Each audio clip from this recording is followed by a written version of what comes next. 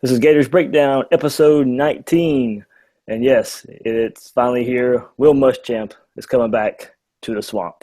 But before we dive into that, like I mentioned, this is Gators Breakdown. You can find us on YouTube, iTunes, SoundCloud, and now on TuneIn Radio. Many options there for you to get your Gators Breakdown podcast.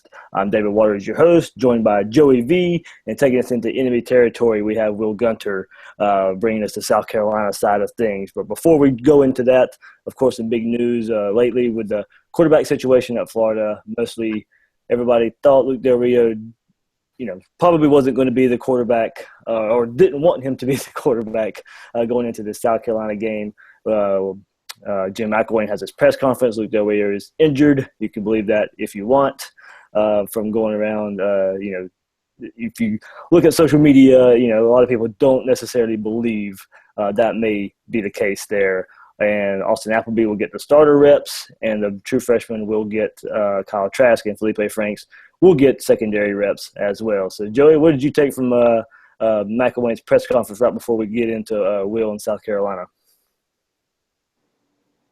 I want to know how bad of an injury this would be if Del Rio played good on Saturday. I don't doubt he was injured. I think he was. I saw him nursing that shoulder the game. But I want to know just, the out indefinitely. Think necessarily that would have been the words used if Del Rio had been a world beater on Saturday. Agree there. And we will definitely dive into this quarterback situation and all the injuries Florida has mounting up with South Carolina coming to town. But with South Carolina coming to town, a good friend and colleague, Will Gunter. We've done some stuff on SEC Breakdown and with Mark Rogers, a colleague of ours in the past. So, Will, I'm glad you could join us here on Gators Breakdown to look at this trip from the Gamecocks to Gainesville. Yeah, it's a big change from about 5 weeks ago here in Columbia with a team or a program that was just trying to get through the rest of the season, maybe get ready for 2017, to a team now who's maybe thinking a little bit more and trying to figure out which bowl destination they would like to go. And nobody really ever wants to go spend the end of the year in Birmingham. So if Shreveport or Memphis is available, a lot of people a little bit more interested there than going to Birmingham. Hey, you never know. They could be here. Could be here in Jacksonville if things fall the right way. So, Will, of course, the big story: Will Muschamp coming back to Gainesville, where he coached and was fired 2 seasons ago. Jim McElwain come in to take over for him. Since there has been a turnaround of sorts lately, what's been the general consensus from the fans and from the media of what Will Muschamp has accomplished so far? Well, a lot of it is getting healthy. This was a team that Deebo Samuel, the wide receiver who had 9 catches for 125 yards and a touchdown on Saturday, was out with hamstring injuries for the early part of the season and was not able to play a part in the offense. Rico Dowdle, the running back, who is now gone for back-to-back 100-yard games, had 127 yards against Tennessee and 149 on Saturday against Missouri. He looks like a guy that you can build the offense around. And then the guy that everybody's going to talk about is Jake Bentley coming in and making 3 starts at home and showing poise and accuracy and a little bit of grittiness there to run the quarterback position, something South Carolina fans maybe haven't even seen since Connor Shaw, as good as Dylan Thompson was, maybe since Connor Shaw. So a lot of people just ecstatic to see improvement in the first year. Under Will Muschamp, we thought the defense would get better as the season went on. We knew injuries would be something that they would have to avoid. They've been able to do that. You talk about the Gators right now, and I was listening to Jim McElwain's press conference today. Obviously, it's the end of the season. Teams get beat up. South Carolina could not afford to do that. And at least to this point, at least going into Saturday, they've stayed healthy. We'll see if they're still healthy after Saturday. But that's been a big reason the defense has continued to progress game in, game out. And a lot of people here in Columbia right now are ecstatic with the Will Muschamp hire, especially given that if Georgia had not fired Mark Richt and swooped in and taken Kirby Smart away, Kirby Smart would be the head coach in Columbia right now, not Will Muschamp. And people look at what's going on with Kirby over at Georgia, and they feel like they've hit a home run landing Will Muschamp. Yeah, so, definitely things have turned around for the best, and a definitely big win, program stepping win for Will Muschamp at South Carolina. of course, 2 weeks ago against Tennessee. Will, is it really just as easy and as simple as Bentley getting the start of why this offense has turned around? No, it's the guys that I talked about there with Dowdle and Deebo Samuel in particular. Brian Edwards, the other freshman wide receiver, has been healthy throughout most of the season and has been a part of the offense. But South Carolina does not have players like Deebo Samuel right now. That was the reason in recruiting, and I know he got injured for you guys, but Dre Massey, who was from the upstate of South Carolina, was such a big target when Will Muschamp arrived because they missed those fleet of foot guys that can get out there and make a play in space. South Carolina's got some bigger, taller receivers, but Deebo Samuel has come on and been very, very good and compares favorably to current San Francisco 49er Bruce Ellington, and that he's kind of a stocky kid. He's a little on the shorter side, closer to 5'9", 5'10", but he can run. He's got great football speed. And in the last few weeks when he's healthy, because he's had some hamstring injuries that date back to his high school days, that he's had trouble being on the field and being a part of the offense. And he wasn't there for the Kentucky game. He wasn't there for some of the other games, the Texas A&M game. Not that he would have made a difference in that one, but certainly the Kentucky game is the one that I think a lot of people look back at. Had if he been healthy, maybe things would have been a little bit different. And then, as I mentioned, Rico Dowdle, finding a confident running back that can carry the offense a little bit, back-to-back weeks of 27 carries. That's a massive difference. Doesn't matter who your quarterback is, being able to run the ball effectively helps a lot.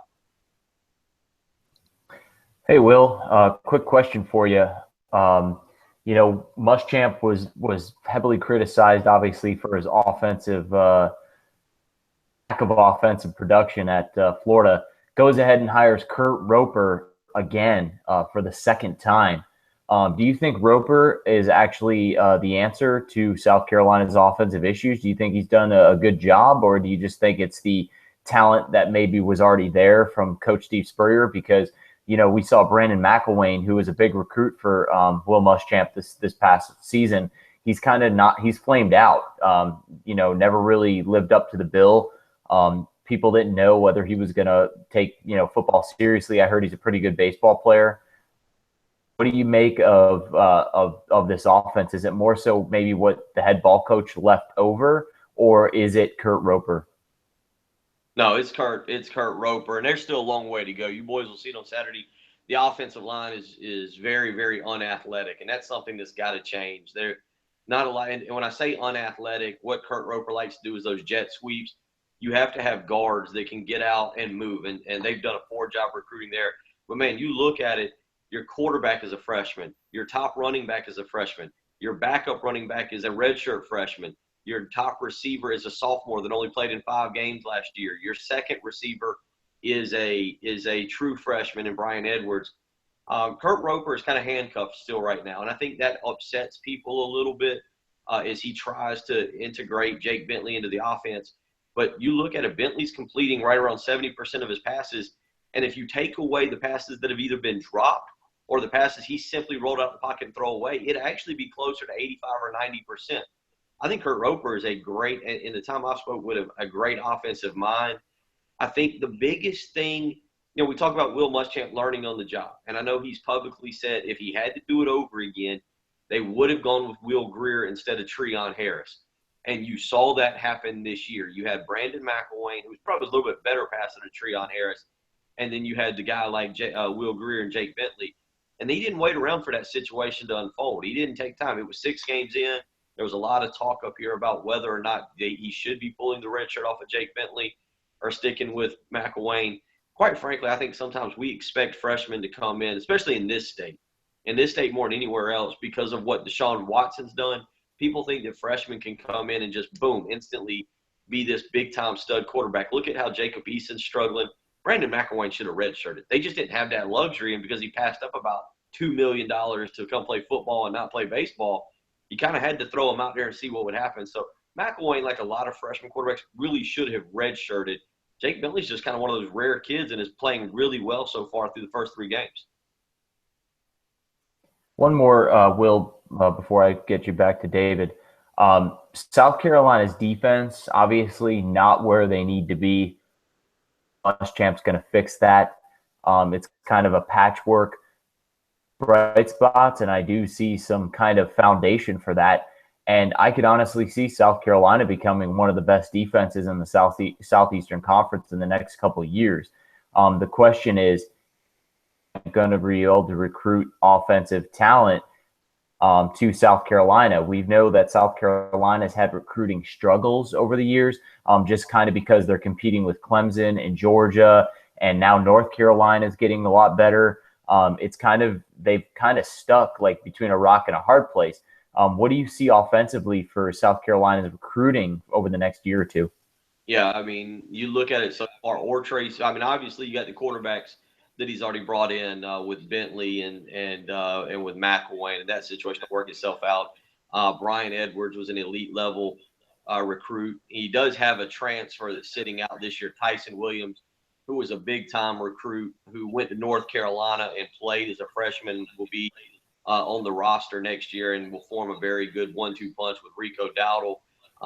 And then next year you have Trey Smith, a 4-star big-time wide receiver out of Fort Dorchester, and Chi Smith, another young, talented wide receiver, 4-star guy who picked South Carolina over Oklahoma, already coming in. I'll tell you this, the problem with South Carolina's recruiting has not been facilities, and it's not been North Carolina or Clemson or Georgia. It's been effort. It sounds stupid. We don't have enough time on this particular show to break down some of the stories I can give y'all that we heard at the end of the Steve Spurrier era.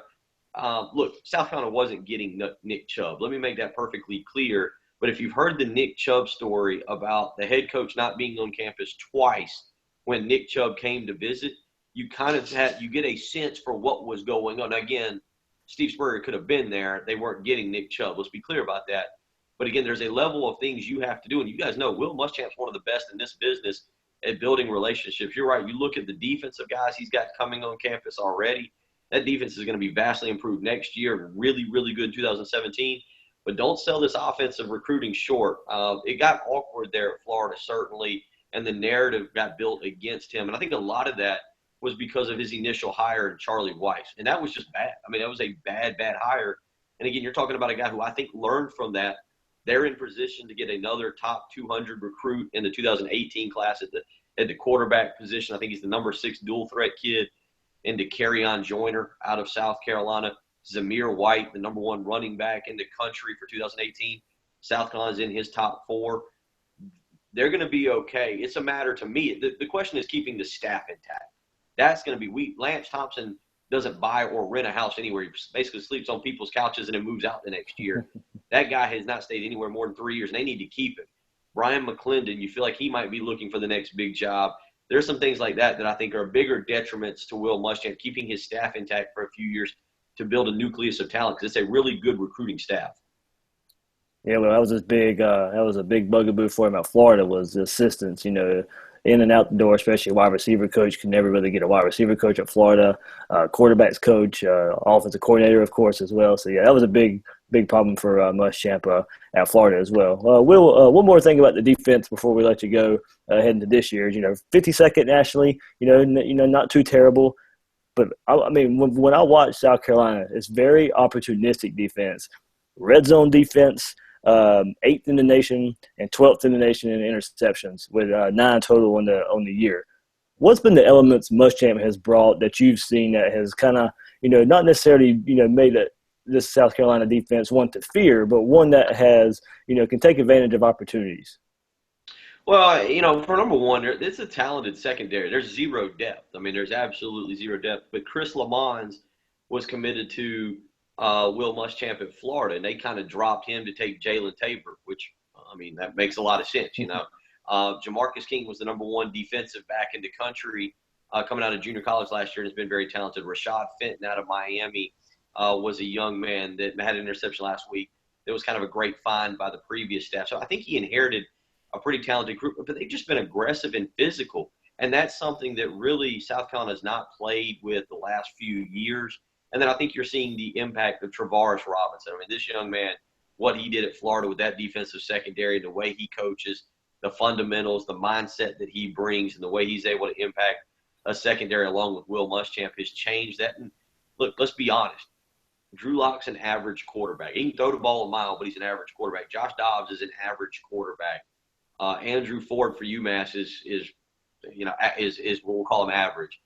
South Carolina hasn't played a lot of great quarterbacks. That was something I said going into the year. Hey, you look down that schedule, they get Deshaun Watson at the end, and maybe Josh Dobbs was the second best quarterback they were going to face. You taking advantage of some quarterbacks that still have a ways to go. Jacob Eason was 5 of 17. We aren't talking about an all-star list of quarterbacks the Gamecocks have faced. And so I think that's helped them tremendously being able to take advantage of a couple situations there. That is Will Gunter, folks, co-host of the all-new early game at 107.5 The Game in Columbia, South Carolina. Will, I don't think anybody can break South Carolina down as good as you, so I'm glad you could join us, man. Thanks, man, Will. Always glad to do it. I was down there in 2006 when Spurrier came back to the Swamp for the first time, and I was about the second loudest stadium. Block kick. You saw that? Jarvis Moss? That was sickening, boys. That was 2004 was worse than that. When Holtz brought that last team in, and we stayed at that Night's Inn right down. They cut the water off on Sunday. They were ready for us to get out of there. So, I've had a couple trips down to Gainesville. It's always fun, but it'll be interesting to see the reception Muschamp gets when he comes back into Gainesville on Saturday afternoon, noon game. It'll be booze. I got a funny story about that 06 game. I was working for Comcast at the time when Comcast used to carry SEC games. So I was a cameraman on the sideline for that game. And when the field goal is about to be kicked, and I got a camera right in Steve Spurrier's face. So, and all he could do was, after it was blocked, give that old Steve Spurrier "oh shucks" grin. So, it is what it was at that point. But you're right, that at that block, that was one of the loudest moments ever in the Swamp there. That was insane. There's been some good. Obviously, the Gamecocks have had a lot of success all of a sudden down there over the last few years. I was there when Lattimore had his big game, and kind of, to me, kind of the end of the Iron era. That particular homecoming for you. That was a rough night. And I thought that kind of ended, and then I tell you what, I've never seen a stranger game, and I saw South Carolina lose to Tennessee up 14 with a minute and a half, but blocking a field goal and blocking a punt that ended Muschamp's tenure at Florida was pretty weird. So there's been some interesting games down there. It's ironic. Don't you think it's ironic that South Carolina got Muschamp fired, and then they kind of threw him a solid? Ray Tanner threw him a solid and hired him. And there was, I tell you what though, I mean, you guys, it's different because again, what South Carolina has been, the recruiting was so bad, and people here are watching Clemson and Dabo Swinney and what they were doing and how they were doing on the recruiting trail. And I was the first one. I kind of brag on this, not that I called Muschamp being hired, but last year, the day after Thanksgiving, when the report came out, Tom Herman basically said, "I'm not going there. I don't want anything to do with that program. It's not me." I said, "Guys, I said the person who needs to be hired in this situation is Will Muschamp. One, because listen, I know what happened down at Florida, 11-1 and 4-8. All right, and then you had 2 very average seasons, but that was fixable. And I'll tell you this too: the MO at Florida is if you're going to play in Florida and you're going to win, and Jim McElwain's experiencing this right now. Because you boys know this better than I do. What's McElwain right now? He's 17-5 as a coach. Am I right about that? Is that right? I was on some of the message boards today, and people want to fire because of the offense. Because the offense is not successful. Y'all went to the East last year, or you won the East last year. You're in position to win the East again. But if Florida doesn't win by putting up a lot of points because of what Steve Spurrier and Urban Meyer did, Florida fans don't want that. They want a lot of points. South Carolina fans, hey, you win however it happens. Run the ball 50 times with Marcus Lattimore and win 10-7, and people here build statues of you. So Will Muschamp is a much better fit at South Carolina than he would have been at Florida. Now, whether Jim McElwain is the offensive mastermind that Florida fans want to embrace, or whether it's going up the road and trying to get Larry Fedora to come down there and run his offense, very interesting concept there. But Muschamp at Florida was a bad fit. At South Carolina, he's a great fit for how those programs will run and what they like to do. Will, man, thanks so much. You had a little bit of you had a little bit of foreshadowing there. All that stuff we're about to talk about right here. So enjoy it, man. You guys take care and have a great weekend. Thanks, Will. Yep. So we mentioned thank you, Will, for joining us here. South Carolina comes to the Swamp, noon game to take on the Gators. Joey, so I know Will already fired McElwain. Yeah. McElwain. So we're looking at, of course, he, like I said, he did a little bit of foreshadowing there. Of course, Joey, we've seen it all over social media. Fans are not happy. Some will defend McElwain. Some are absolutely already done. just a little over a season and a half into McElwain's tenure, all because of the offense. What's your quick take from what you saw, last week and what we've been discussing the last couple of days in the social media world? I mean, I think the offense has reached an all-new low on Saturday. I think that was probably the worst offensive performance I've seen from Florida since the Tennessee game in 2014, when we won 10-9. Is that the final score? Yeah, there. When Driscoll got benched for Treon Harris because he was so bad. You can still throw that Missouri. You can still throw that Missouri game in there from a couple years ago. that Missouri game was weird though. It was. Missouri You're right. Didn't even play that good. Yep. I mean, they had a few good breaks. I'm not even going to throw that Missouri game. I'm just talking about just terrible offensive performance. I think that Tennessee game, especially the first half with Driscoll, was Luke Del Rio-esque of this past week. And McElwain never made the switch, and he even admitted today that he wanted to, and he didn't. Going back to the Del Rio injury, do you think that he's as injured as they made it sound today? Like you, I did notice the hanging of the arm going into halftime, no, I kind of agree. If he had played well, it doesn't. I mean, let's put it this way: if you're playing good, you play through an injury. Now I know McElwain says he couldn't carry his duffel bag or whatever, but I mean, I know it's two different injuries altogether. But we saw what Jared Davis was doing and how the heart of one of the best Florida players on the team. If he's playing better, we're not in the situation we're talking about right now. Exactly, bingo. Do I think he was injured? Yeah, there's the players this late in the season all play injured. All of them do. November, 75% of the team's playing injured right now. You just deal with it. So do I think that Del Rio plays on Saturday if he had a good game and Florida wins on Saturday? Yeah, I think he does play on Saturday. I think this kind of gave McElwain a pass to kind of move on from the Del Rio era. Done. I mean, I really do, which actually is kind of promising because that shows me that he wasn't kind of stuck on starting Luke Del Rio like Muschamp was with Driscoll. It took Muschamp a long time to break away from Jeff Driscoll. So that's one thing that I really hope that kind of has, differs, is that it seems like he's cutting the cord now. And if a freshman does come in and play well the rest of the season, I do think that Del Rio is probably done as a starting quarterback at the University of Florida. I actually think there's probably a 50-50 chance that he's done, period, anyway, no matter who plays on Saturday or who starts. I think the coaches have had enough. He seems like a very nice kid. I like his dad a lot. He's very smart. He's a scholar athlete. Against him, we don't want to throw any shade his way as personally, but he's limited talent wise. He's just a limited player, and in the Southeastern Conference, a limited player at the most important position on the field. And Luke Del Rio's ceiling is so low. I just think you got to move on. You do, Dave. We've talked about this in the past. Del Rio's kind of skated by the last couple weeks with great defensive play. I mean, he stunk against Missouri. Let's just put it out there. Offense wasn't so bad, and Florida's defense wasn't so good that game. I mean, Florida would have lost. I mean, but he was terrible in that game. What, 3 interceptions? Yep. Should have been 5. And it should have been 5. You're right. And, played horrible. We were there for the Georgia game. We were there. Yep. Pass that he threw to Georgia's defense, and it was intercepted, was the worst pass I think I've ever seen him throw. Yeah. First pass of the game. Yeah. So it's just a trend. It's not like he's getting benched, for one bad game or so, and he's been going in the wrong direction.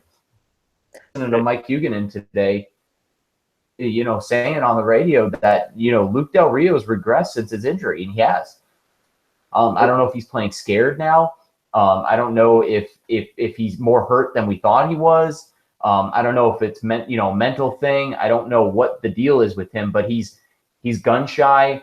He's making bad decisions, which was the key to him starting this year, was that he doesn't make bad decisions now. So should I say, the benefit of his game and what's positive about him is no longer there. So there's no point in having him start for your team. There you go. You read my mind. You said you don't – of course he got hurt, and you don't know if he's playing – don't get me wrong. He's probably not 100%. I still don't think that's an excuse for what we're seeing, like you mentioned, the decision-making. I don't know how much of it goes into that, especially when he's in the pocket now. He's rolling into the pressure. He's just trying to escape the pocket when there's not pressure there, puts himself in more trouble. But what I think is, we say, he might be playing hurt or he could be. I think another thing is teams eventually just got more film on him, and they saw the limitations that the coaching staff had to put on this offense because of what he can do. He's not consistent throwing the ball down the field, so that half of his play is already downgraded. And then now, once he starts playing bad and starts making bad decisions, the offense the whole offense is taking a toll. I mean, we've seen it time and time again, year after year, with this Florida offense. Teams stack the box and dare the quarterback to beat them. And Arkansas did it. Granted, I know a lot of people want to slam on this Florida run game for not being able to, of course, Auburn ran for over 500 yards on this Arkansas defense, but that's totally, completely different offense with tempo. But of course, I think we've screamed for it. Other people have screamed for it. This Florida offense, no matter who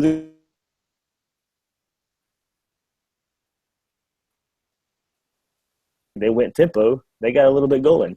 But that's neither here nor there. It starts and ends with the quarterback. So it's tiring for Gator fans. That game was winnable. That game was winnable on Saturday, Dave. Yeah. Del Rio missed about 3 or 4 wide open touchdowns. If he hits Callaway in stride instead of arm punting it to the safety, I mean, it is. His defender on the post route throws it about 6 yards short. Yeah, I mean, it's an ugly situation. We've seen it, time and time again from this Gator offense. But now, it begs the question, Joey.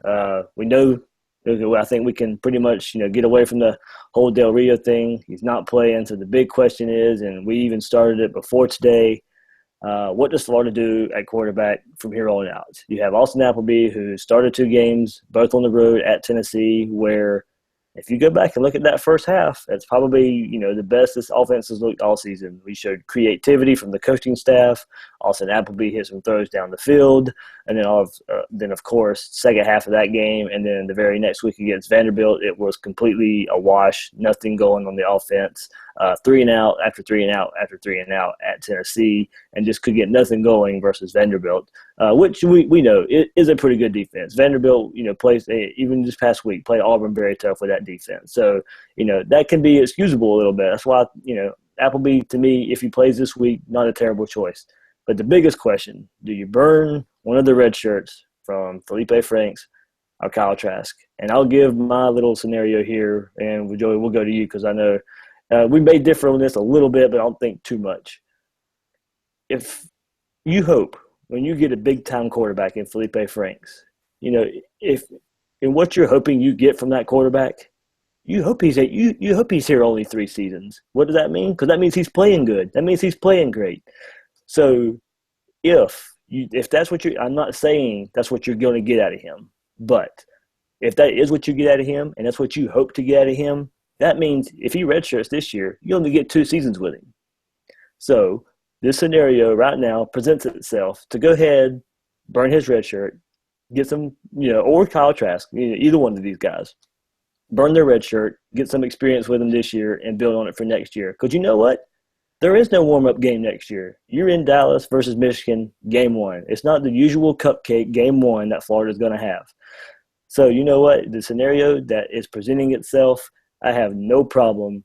Either way, if you want to go Appleby and try and save the red shirts, but if you want to burn one of the red shirts and get these guys some experience, more than likely because you hope they're only here for 3 years, So now you only really got 2.5 seasons with him for right now. They have 4 games left this year. Go ahead and play him. Get some experience with him.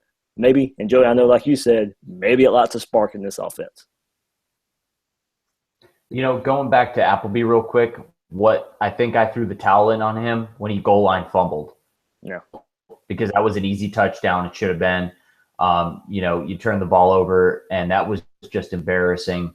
So that I understand that Vanderbilt defense is really good, but I kind of threw the towel in on Appleby and kind of gave up on his talents, or should I say lack thereof, with that goal line fumble. And even McElwain admitted in the post-game press conference, you can't do that, okay? Under center, you cannot fumble a goal line snap.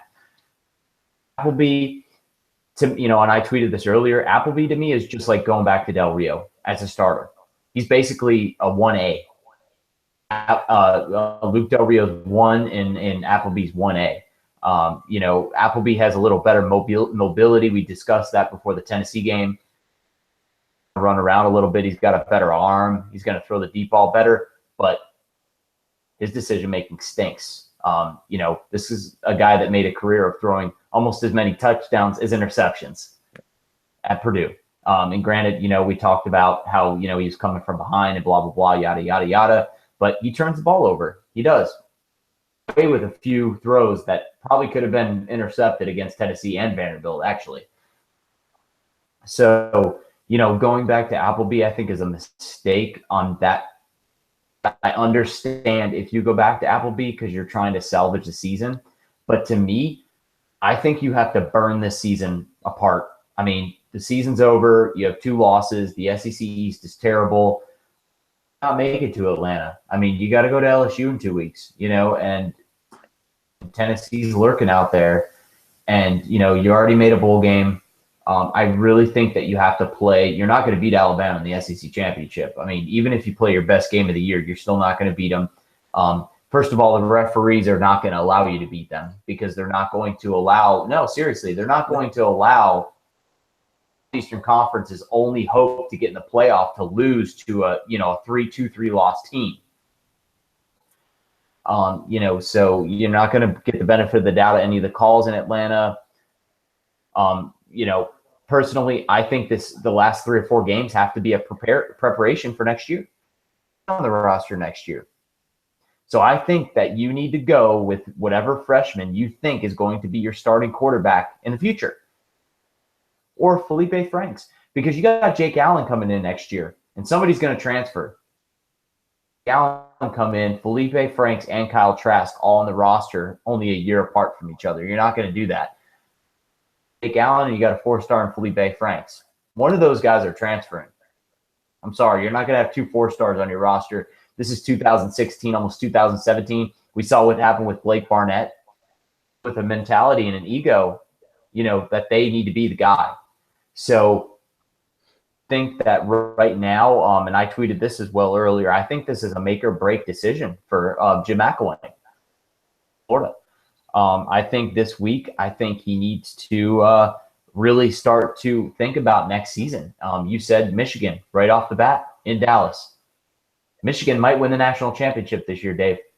I mean, they might be the reigning defending national champions this year when we play them in late August 30th or whatever it is. So you really, truly have to start thinking about next year and getting a guy ready. And Felipe Franks are your only choices coming into this game. I think South Carolina is a good start for them. I think it's a defense that they can kind of take advantage of. Like, Will just told us, they've kind of had the benefit of the doubt of playing bad quarterbacks this year. That, this is a game kind of, you get an SEC atmosphere, but yet you don't really get an SEC defense yet, So I think this is a game ripe for a freshman to start, because then you got to go to Death Valley. But, and I tweeted this the other day, and I think you liked it. Chris League beat the number 6 LSU Tigers in just his 4th start in 2003. I remember that season. Nick Saban got LSU that year. Yep. Ingle Martin went out with a concussion and never saw the field again and transferred. So, I think this could be an opportunity for a freshman to stand up. And I really hope that McElwain makes the right decision and goes with we saw Ahmad Fullwood was quoted today as saying that Felipe Franks is a better quarterback right now. Yep. touch on the ball. He's been the most improved since camp. Obviously, we saw him in spring game, struggled a little bit, but Right. God, he just turned 18 years old. You know, he should have been in high school still back in the spring game. You know, and he's 6'6". I mean, he's looked like he's put on some weight already. You know, seeing recent, you know, him being on the sidelines and stuff. So I actually in my heart would really like to see Felipe Franks get a shot.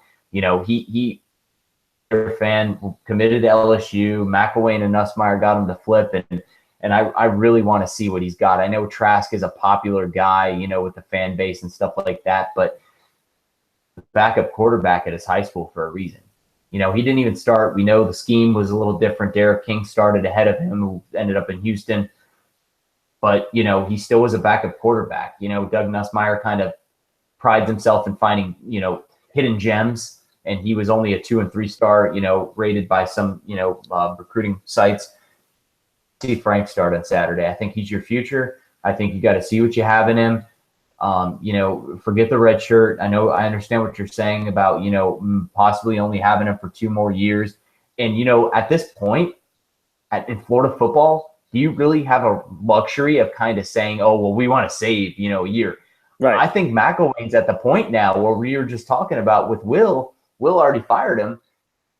You got to win with offense now, you know, and I think that he's desperate to win with a quarterback that he can hang his hat on, because the last quarterback that we had walked out that door and he went to West Virginia.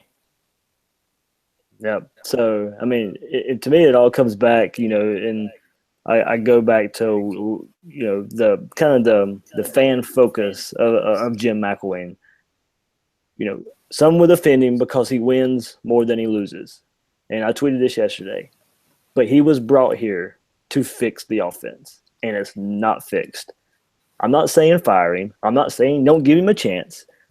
He deserves a chance. He's still, you know, I agree. Most of these aren't his guys, but his biggest playmakers right now are Year 3 guys.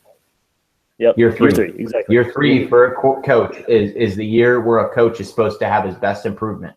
Yep. I mean, next year is his year. He's going to have his quarterback. Now, granted, Luke Del Rio was his quarterback too, but I'll defend him a little bit. It was a tough situation. You had 2 true freshmen, and you had to go out and get something after Will Greer because, you believe me, you weren't giving Treon Harris another chance. So, you know, it was a little bit of a weird situation. Yes, Luke Del Rio was his choice. Yes, Austin Appleby is his choice. Yes, the 2 true freshmen are his choice. But, you know, you can't blame him for, you know, having one of the best defenses in the league, thinking he had something in a grad transfer and maybe, you know, lucking out as the season went on. But I still don't think you can defend the way this offense looks in a season and a half. There's been no improvement 2 seasons in a row now where the offense has looked worse as the season has went on.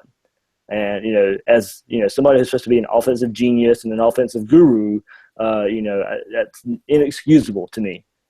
So I get it. There are certain the offensive line, young guys on the offensive line. I know it's terrible. If Florida wants to sit here and say a lack of, some people want to say a lack of playmakers.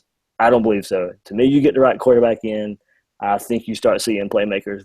And I know the comparison: Jim McElwain, Jim Harbaugh. It's that they started at the same time. One went to Michigan, one went to Florida. Both big programs. And I know people said, oh, Michigan was in a much better situation with their roster, senior-laden talent. But you know what? People wasn't calling that talent when Brady Hoke was there. One's a better recruiter than the other. One's a better recruiter. There you go. Yep, one is a better recruiter and has already shown. And, you know, he's had 2 different quarterbacks in 2 different seasons up there in Michigan. And then people also want to throw out to me, oh, they got an easier schedule. Sorry, not this year. SEC East is terrible. And granted, Jim McElwain has beat the East teams except for Tennessee. And this past week was, to me, the first time he struggled to make a bowl game in the Big Ten. Let's just be honest; they would struggle to make a bowl game in the Big Ten. And I you know, it irks me and it makes my stomach sick to say that because I don't hold the Big Ten with high regard. See East, and I tweeted this out too yesterday, is turned into the Coastal Division of the ACC. Remember the Coastal Division? They would always have some team just laying in the weeds with 3 and 4 losses that would just make it to the championship game and face the 1 loss at FSU or the one loss Clemson, there would be that one terrible team. That's the SEC East this year. It's going to be some fluke team that just crawls their way into the SEC championship game. Yeah, and Joey, I know we joked around Saturday. No matter what happened with the Arkansas game, if Florida won, oh, they beat a bad team. If Florida lost, oh, they were overrated or whatever. Well, you know what? It kind of was true. For Florida, it is. This Florida team was nowhere near as good as the record showed. In a way, they were as good because, don't get me wrong, the record was a sorry 6-1. They feasted on its weak opponents. They beat the teams they were supposed to beat. Tennessee, the one average team, I guess you could say at that point. Florida got beat by 10 points, and Tennessee scored 38 straight points. But this game is a little bit of a crossroads. 2 weeks ago, South Carolina comes into town, and we don't necessarily think this would be a game. We're celebrating after a Georgia win. We know the offense was ugly. The defense, had it going. But you look at, I guess we can go to the other side of the ball just for a second. This defense, folks, I'm sorry. This defense is still elite. You can't ask this defense to be elite every week. You're right. It gets old. In the locker room, it gets old, believe me, when I know they can talk in the public about how it's, oh, yeah, we got our offenses back and, we do what we need to do to win the game. It gets ugly when you're asked and tasked every week to carry your team. Eventually, it's just going to break. And it did with injuries. We saw that. Do you think Alex Anzalone breaks his arm if the defense isn't out there for 90% of the game? Yeah, I mean, you definitely take the chances down. Yeah, I don't think, I don't think Alex Anzalone breaks his arm. I don't think Jared Davis gets re-injured on that ankle. That was kind of that ankle re-injury was kind of a time thing. I mean, that thing was just bound to go. I mean, it's embarrassing what's happening with the defense. CeCe Jefferson now is a game time decision.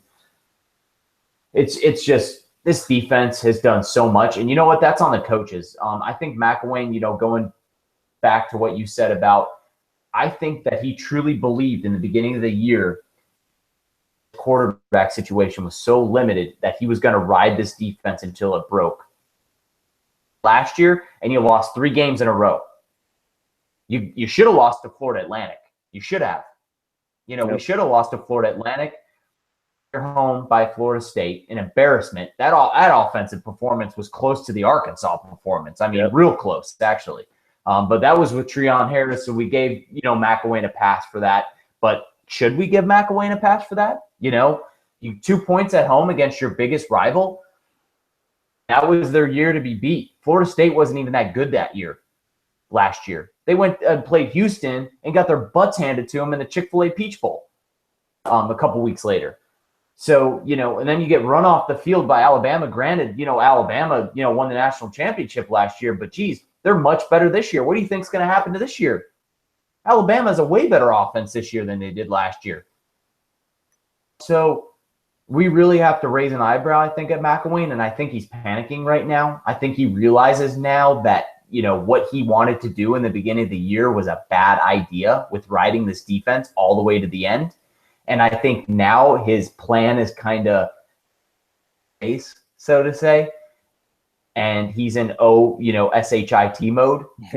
And I think that played a little part in the Del Rio injury, And, I think that's kind of right now he's kind of trying to figure out what he really needs to do because I think a small part of his mind, I think he's really concerned with his job. I really do. I think it's natural to be. I mean, we both work, if you mess up at work on a consistent basis, any normal human being would be like, oh man, there's a chance that, I'm going to get pulled in the office, and get talked to. And, you can't, you're paid as a public servant at a public university to do this job. Like you said, Dave, you were brought here to fix an offense that was broken. The hiring of Charlie Weiss broke this offense for years. And he was brought in to do a job. He made a promise to fans. He made a promise to Jeremy Foley. He said he could win with his dog at quarterback. Kind of eating those words now. You read my mind. And yeah, and I think now, like I said, I think he's in panic mode. offense doesn't look better over the next couple of games, I think you're going to see Doug Nussmeier get a pink slip at the end of the season, because there's got to be a fall guy. There you go. I'm glad you said that, because there has to be a fall guy. There's got to be a fall guy, and I hate it. And it was for Brent Peace. It was for Brent Peace the year before Muschamp got fired. He was the fall guy. Yeah, and I hate it because I think it's going to happen this year. Yeah, you and I have seen it. We've talked. We think the plays are there for the most part. I have asked, around, and Saturday I had to tweet multiple times. It's execution. It's not the play calls. I mean, we've seen it many times. Austin Appleby at the Vanderbilt game, Antonio Callaway sitting right there on the 5-yard line and wide open, throws it out of the back of the end zone. Del Rio has many guys wide open downfield, throws the ball either late and it's short or just doesn't even have the arm strength and it's short. Folks, I'm sorry, the play calls are there. For the most part, the play calls are there. I mean, no coaching staff is perfect and no players are perfect. But for what we're seeing right now, to me, it's definitely a lot more on the players than it is the coaching staff. But like you said, there's got to be a fall guy. Maybe he gets stuck around a little bit. They showed just a little bit of something with these freshmen there. Or, even Doug Nussmeier has even, believe it or not, still been mentioned for some low-tier head coaching jobs. So maybe that kind of saved Florida in a way. Southern Miss was looking real hard at him last year. Maybe something like that along the lines happen again. But we mentioned the injuries. Let me get the full list out. You mentioned Alex Anzalone out, Mark Herndon, backup, fourth-string, fifth-string running back out, CeCe Jefferson, game-time decision, Jared Davis out, Cam Dillard out, and that injury definitely didn't look good there. So if they're asking me now, he's probably done for the year. I do too. I heard he was writhing in pain. I heard he was screaming. Yeah. Tyree Cleveland, from everything I'm hearing, McElwain didn't say anything about him at the press conference today. From what I heard, he's done for the field. Yeah, he got carted off the field. He blew his leg up. Yeah. I know they took him to the sideline, I think, and he got carted off from the sideline, I think, right? Yeah. Yeah. And then, so Del Rio, we mentioned, his shoulder out. Chris Thompson, who just got absolutely destroyed on the kickoff there. I don't think he'll probably be a little gun shy now, because that was definitely part of the highlight reel for the off season. Oh yeah, Arkansas with their end of the year awards, and I'm sure there's a video that will be shown. I'm sure there will be 50,000 angles of that hit shown there from that. So it was an ugly showing. I tweeted today. You have to look. You could say if there had been better offensive performances before today, you could attribute to this. This might have just been a bad game.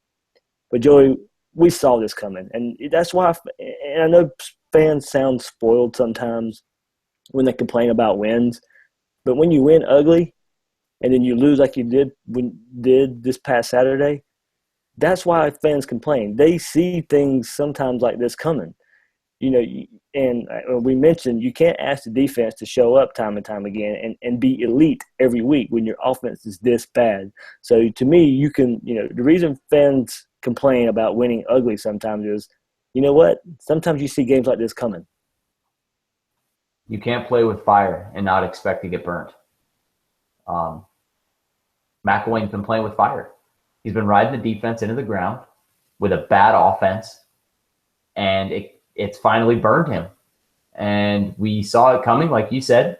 It was only a matter of time before his clothing caught fire, and he got, was running around screaming, on fire. It happened. And I hope, the flames got put out. And that's why I think I emphasized this quarterback decision so heavily.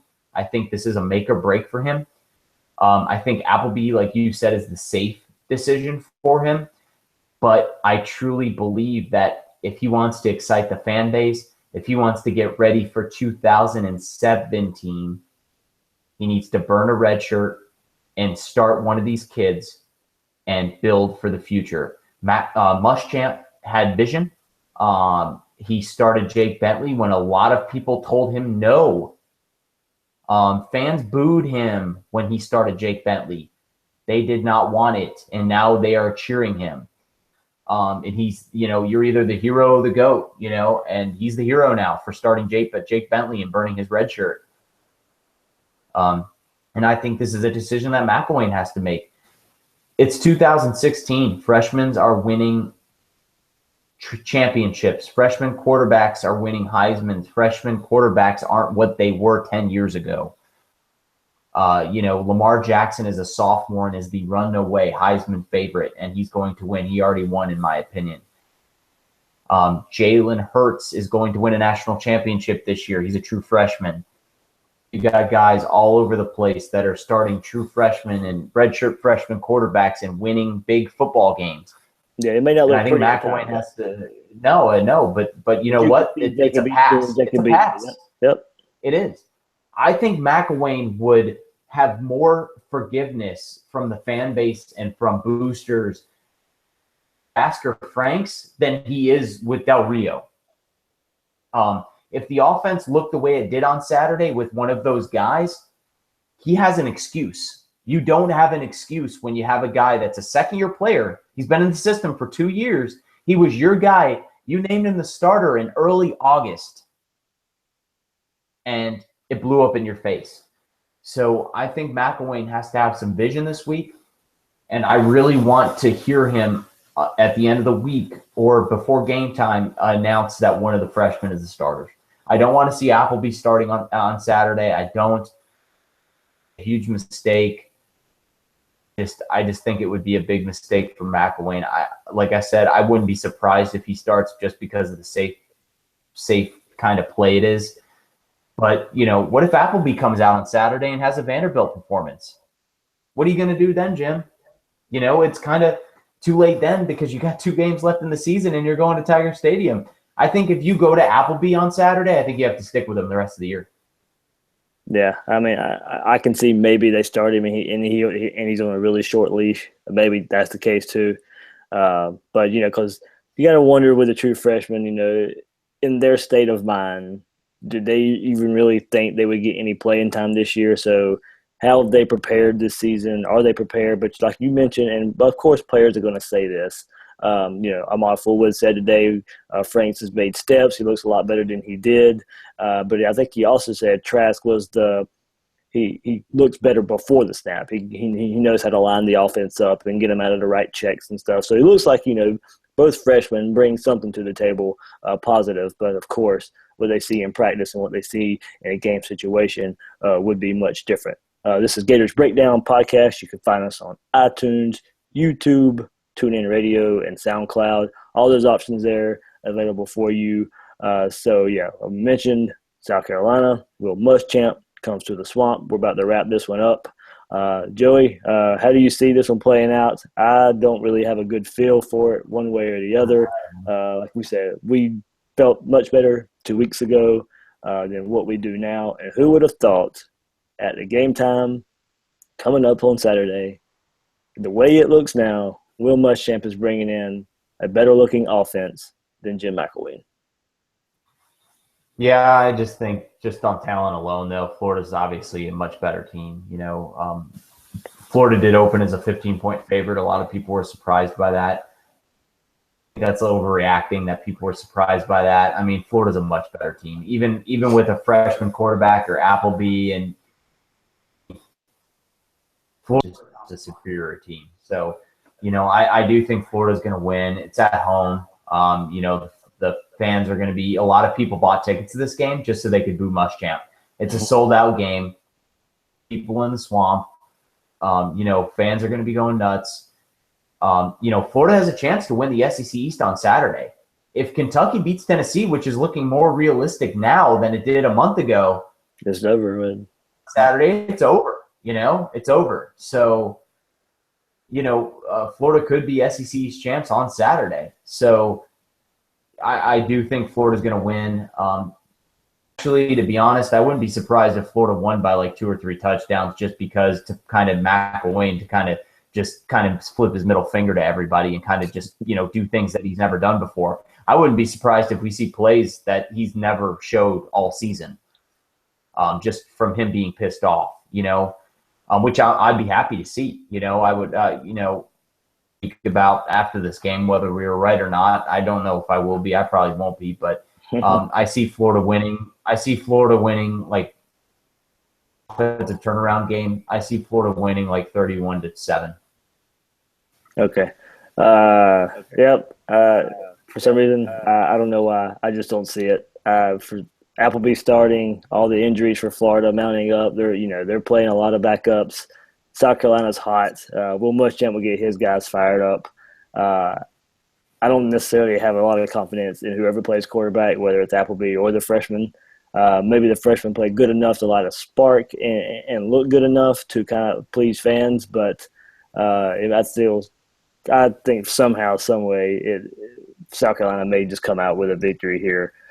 Just the way the pieces fall, the way, hopefully the team rallies together. I thought the team was gelling pretty well. I felt the best I had felt about this team in a long time on Friday going into the Arkansas game, and I couldn't have been any more wrong the day after. So maybe it's just because of what I saw last Saturday. Bill King says it best: every week is a reset. You have a different team every week, but I just can't get that taste out of my mouth from what I saw. All the injuries mounting up for Florida, South Carolina coming in on a winning streak and hot. I'll probably pick the upset. South Carolina, 16-13, a lot of field goals. And the reason why I think that the South Carolina can't win is because South Carolina doesn't have enough offense to come back. So if Florida gets out on a lead, they can sit on it. This is a game where Florida can pull a Tennessee game and kind of jump out to a big lead and kind of just ride the running backs and sit on it, because I think South Carolina's defense is not good enough to kind of go 3-and-out like that. I think Arkansas's defense is much better than South Carolina's defense. And don't forget, I want to put a little perspective on the South Carolina or on the Arkansas game. Obviously, Florida probably played their worst game all year, but we caught Arkansas at a horrible time. Yep. They were coming off a bye week, getting blown out. People were questioning Brett Bielema's job. People were questioning everything that he did with his offense this year and the running game and the lack of run defense. And he basically spent 2 weeks focusing on the Florida Gators. So don't forget, when Florida came off of a emotional win, against their rival Georgia, that's a very emotional win, whether, you want to think it or not. So slightest pass, like a 5% pass, I think Florida caught Arkansas, who's known for being November studs, at the wrong time. It's they flip a switch in November. So, if we see Arkansas rattle off, 2 and 3 wins in a row, that loss isn't going to look so bad, Yeah, and I said before the season that Florida would lose to Arkansas. The last couple of weeks changed my mind to where I picked Florida to win that game. But of course Arkansas destroyed them. I didn't see that, but before the season, I did think that would be a tough, because I thought Georgia would be better. I thought they would pound Florida. I thought Florida would win and beat Georgia, but I thought the Nick Chubb running game and all that, and then going and playing another run heavy team in Arkansas would be just too much for the Gators. It kind of played out that way. Arkansas was much more physical than Florida, so that's another thing that has me worried. They were much more physical than Florida. So Florida's coming off that. Like I mentioned, a bunch of injuries. Another thing is, South Carolina's defense may not be impressive and all that, but it's their way to create turnovers is what scares me with who Florida puts behind center. Whether it's Appleby, whether it's the freshman, I think Will Muschamp can muster enough defense to confuse whoever is back there and get a big turnover or two. I'm really torn on this game. No tape on a freshman. No tape. That's going to help Florida. And Jake Bentley, this would be his first time going against an elite secondary. And Florida has eaten up true freshman Jacob Easton so far. Earlier. Drew Lock last year. Ago. Yep, Drew Lock. Last year. That's what I'm saying. I just don't see South Carolina winning this game. I don't care how bad Florida's been playing. I know you picked the upset, South Carolina, but I just can't see a scenario. I was worried about the Arkansas game all year, all summer, all week, so that was a game I circled. I just can't see a scenario where South Carolina beats. I just think that the talent disparity alone will carry Florida. I'm sorry, I do. So. Yeah, I go back and forth. You can tell I'm torn on what I'm doing. So I'll go. I'll go 16-13. I'll take the easy way out. somebody. I'll help McElwain pack his bags. I will pack up the U-Haul for him if he loses to South Carolina at home. I'm sorry. 16-13 somebody. There we Somebody. go. I like it. Hey, why not 6-3? There we go. I'm taking the easy way out. I'm sorry. I'm 6-3 somebody, you know? So. All right. This was Gators Breakdown. This has been episode 19. It is in the books. Florida, South Carolina. There was a lot to talk about. I know it sounds like we're complaining, folks. That's not really what it is. I know we're just seeing what we see and voicing some frustrations a little bit. We want to see this Gator offense turn around just as much as you guys do. So Gators Breakdown, episode 19 in the books. That's Joey. I'm Dave. Catch us YouTube, iTunes, SoundCloud, and TuneIn Radio.